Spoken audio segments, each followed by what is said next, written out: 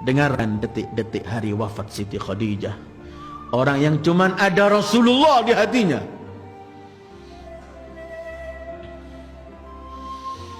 Hari itu beliau sakit, berbaring di tempat tidur yang paling sederhana, di kamar paling sederhana. Tapi kamar itu dan rumah itu adalah tempat naik turunnya para malaikat. Khadijah sudah gak memiliki lagi kekayaannya semua itu. Dia sudah hanya tinggal di tempat yang amat sederhana. Di kamar sederhana ada Khadijah, ada Rasulullah, ada Zahra yang masih 5 tahun umurnya, salamullahi alaiha. Sunyi, tidak ada satu kalimat pun terungkap di kamar itu. Semua cuman pandang memandang. Khadijah mengeluarkan suara lebih keras, menangis beliau. Kemudian melihat Rasul, sekali melihat putrinya Zahra, memegang Zahra, kemudian memeluk, menangisi Zahra.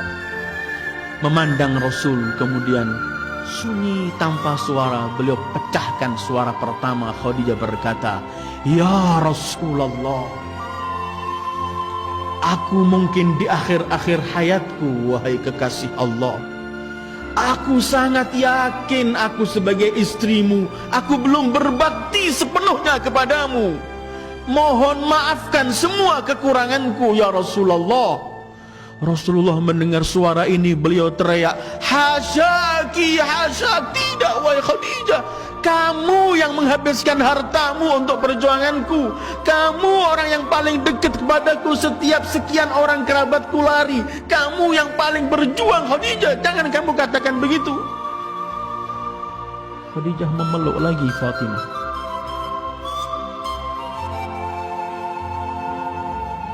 "Fatimah, ajalku telah tiba.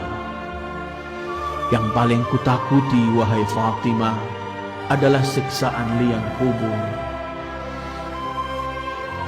Fatimah, sampaikan pada ayahmu, aku ingin minta sesuatu, tapi aku malu, takut aku kurang ajar pada ayahmu. Bisakah aku ungkapkan langsung kepadamu supaya ayahmu enggak mendengar?" Fatimah menangis memeluk ibunya, kemudian pergi ke ayahnya. "Ayahku, ibuku ingin mengungkapkan sesuatu tapi tidak mampu di hadapanmu." Kata Rasulullah, "Biar ia sampaikan kepadamu, aku tunggu di luar pintu." Sayyidul Wujud keluar depan pintu sallallahu alaihi wasallam. Fatimah dipeluk erat oleh Khadijah. "Putriku Fatimah, aku takut. Inilah akhir hidupku di dunia yang fana. Aku sangat takut dengan liang kubur. Hei putriku, aku ingin minta serban ayahmu yang biasa dipakai untuk menerima wahyu agar menjadi kafanku. Tapi aku tidak berani, mohon, aku takut kurang ajar depan Rasulullah." Fatimah memeluk ibunya, kemudian keluar. Khadijah yang menghabiskan seluruh hartanya untuk Rasulullah, menganggap belum berbuat sesuatu untuk Rasulullah dan mau minta serban saja kepada Rasulullah. Dia takut. Bukan artinya takut karena Rasul membentak, karena Rasul begitu, tidak. Fatimah keluar menyampaikan kepada ayahnya. Ayahnya kemudian datang, melepas serbannya, kemudian berkata, "Berkabar gembiralah engkau Khadijah. Berkali-kali Jibril menyampaikan salam Allah untukmu dan telah mempersiapkan istanamu di surga." Dalam riwayat bahkan saat itu Jibril datang dengan kafan, dengan 5 kafan yang pernah saya sampaikan ketika kita membicarakan Imam Husain. Salah satu kafan itu untuk Khadijah.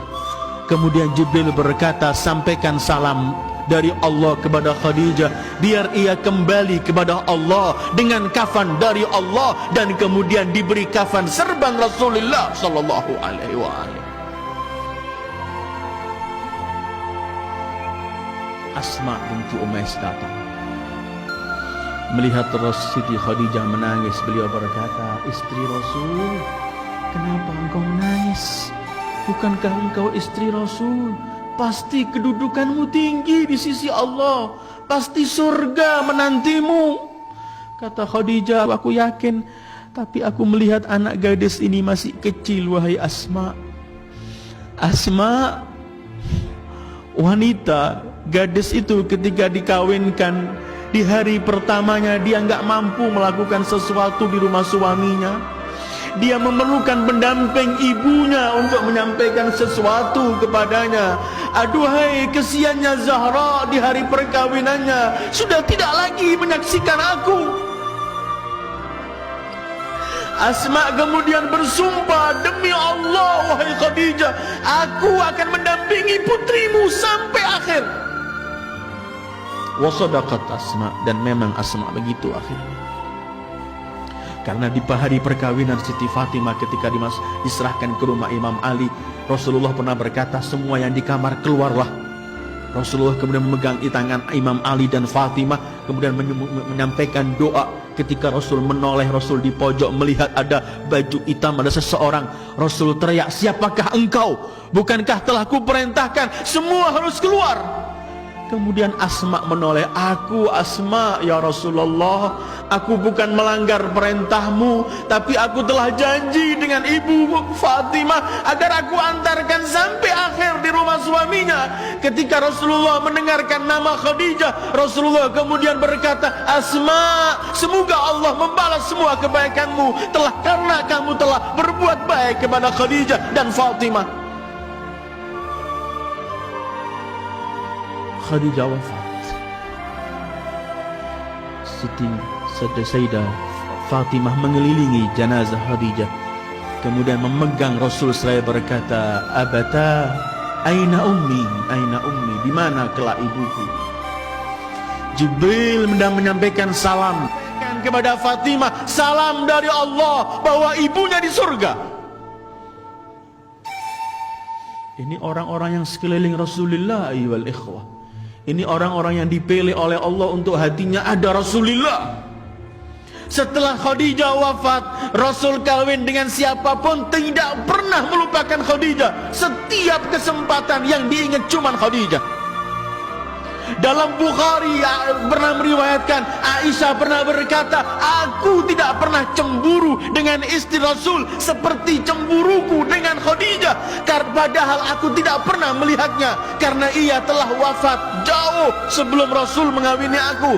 Tapi karena apa? Karena seringnya aku mendengar Rasul memuji Khadijah.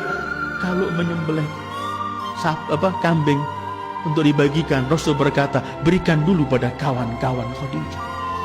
Kadang-kadang datang seorang wanita tua, Rasulullah melemparkan serbanya, disuruh duduk, ditanyai keadaannya, sampai Aisyah berkata, siapa ajuz, seorang wanita tua yang kamu hormati?